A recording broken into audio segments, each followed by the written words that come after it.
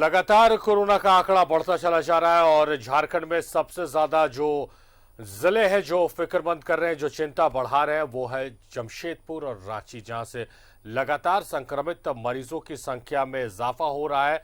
मौत के आंकड़े भी यहां से डरावने आ रहे हैं।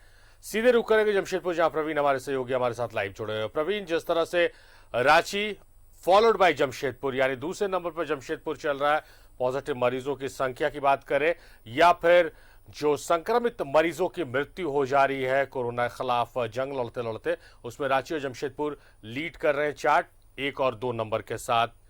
ये तो हुई चिंता बढ़ाने वाली खबर। हम उम्मीद करेंगे कि आपकी तरफ से रात भरी खबर ये आए कि क्या कुछ नए प्रबंध इंतजामात किए जा रहे हैं जिला प्रशासन और स्वास्थ्य विभाग की तरफ से, जिससे लगता है कि इस लड़ाई जो दूसरी लहर अचानक से आई है और तमाम लग रहा था कि स्वास्थ्य व्यवस्था धराशायी हो गई है, उन नई व्यवस्थाओं के बाद एक नए सिरे से इस लड़ाई को फिर से चालू किया जा सके।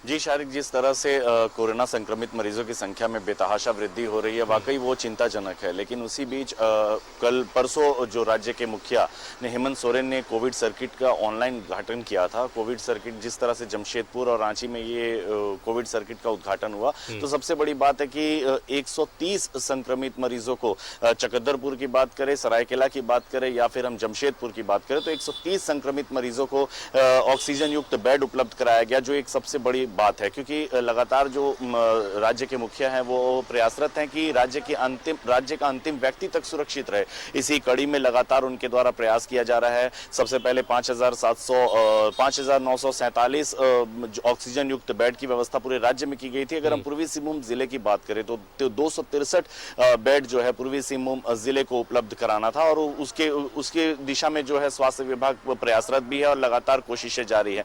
अगर हम ऑक्सीजन की बात करें, ऑक्सीजन युक्त सिलेंडर की बात करें, तो ऑक्सीजन की कमी के लिए जो हाहाकार मच रहा था, उसमें भी कई निजी संस्थाएं, कोई मेडिकल ऑक्सीजन बनाने वाली संस्थाएं, कंपनियां जो हैं वो भी युद्ध स्तर पर तैयारी कर रही हैं। उनके द्वारा बार बार ये कहा जा रहा है कि ऑक्सीजन के जिले में या जिले के आसपास कोई कमी नहीं है, क्योंकि अगर कमी है तो ऑक्सीजन टैंकी की कमी है जो उनके पास पर्याप्त मात्रा में उपलब्ध नहीं है। हालांकि वो ये भी आश्वासन दे रहे हैं कि अगर किसी के पास ऑक्सीजन की टंकी है तो वो उसे लेकर आए, वो रिफिल आधे घंटे में ही रिफिल कर उन्हें लौटा देंगे। तो सबसे बड़ी बात है शारिक कि अपने स्तर पर स्वास्थ्य विभाग के साथ साथ कई निजी संस्थाएं हैं, कई मेडिकल ऑक्सीजन कंपनियां जो बनाती हैं, वो कंपनियां जो हैं अभी सरकार के साथ, जिला प्रशासन के साथ कंधे से कंधा मिलाकर खड़ी हैं। तो ऐसे में बहुत जरूरी है कि जो लोग हैं, जो ऑक्सीजन सिलेंडर जो है वो अपने घर पर जमा कर स्टॉक कर रख रहे हैं, ये एक बहुत बड़ी समस्या है। क्योंकि मेडिकल ऑक्सीजन बनाने वाली जो कंपनियां हैं उनका कहना है कि ऑक्सीजन की तो कोई कमी नहीं दिख रही है, लेकिन जो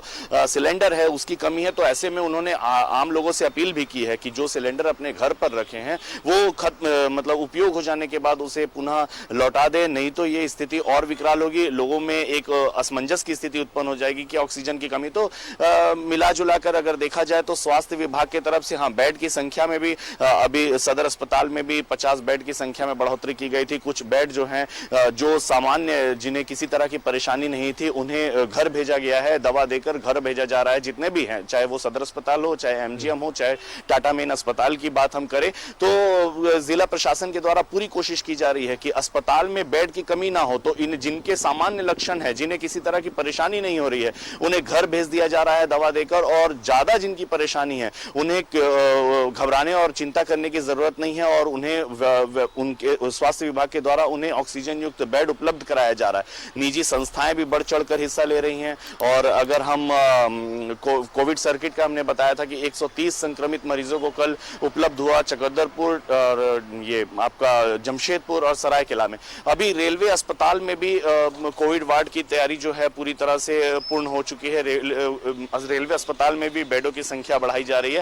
हालांकि कुछ परेशानियां स्वास्थ्य विभाग के समक्ष आ रही है शारिक, जिस तरह से जो यात्री संक्रमित राज्यों से, जहां संक्रमण का खतरा ज्यादा है, जिन राज्यों से लोग यात्रा कर ट्रेन के माध्यम से टाटानगर रेलवे स्टेशन पहुंच रहे हैं, तो ये जो किट है, किट की कमी, रैपिड किट की कमी हो जाने की वजह से यात्रियों की जो जांच होनी है वो बाधित हो जा रही है, जो एक बहुत बड़ी समस्या है। क्योंकि जो यात्री उतर रहे हैं, जिन राज्यों में संक्रमण का खतरा ज्यादा है, जहां से यात्री उतर रहे हैं, वो सीधे अपने घर को प्रस्थान कर जा रहे हैं, जो सबसे बड़ी समस्या है। क्योंकि वो ना ही बता रहे हैं और ना ही वो सामने आ रहे हैं, तो ऐसे में वो स्वयं अपने आप को धोखा देते हुए अपने परिवार, अपने पड़ोस, अपने राज्य, अपने शहर को भी संकट में डाल रहे हैं। हालांकि ये जो समस्या, रैपिड किट की जो समस्या उत्पन्न हुई थी, उसे भी समाप्त कर ली गई है और पूरी कोशिश की जा रही है कि आज से टाटानगर रेलवे स्टेशन में रैपिड किट के माध्यम से जांच जो है वो दोबारा शुरू हो जाए। वैक्सीनेशन की अगर हम बात करें सारिक, तो वैक्सीनेशन जितने भी सीएससी हैं वहां वैक्सीन की कमी हुई थी। कल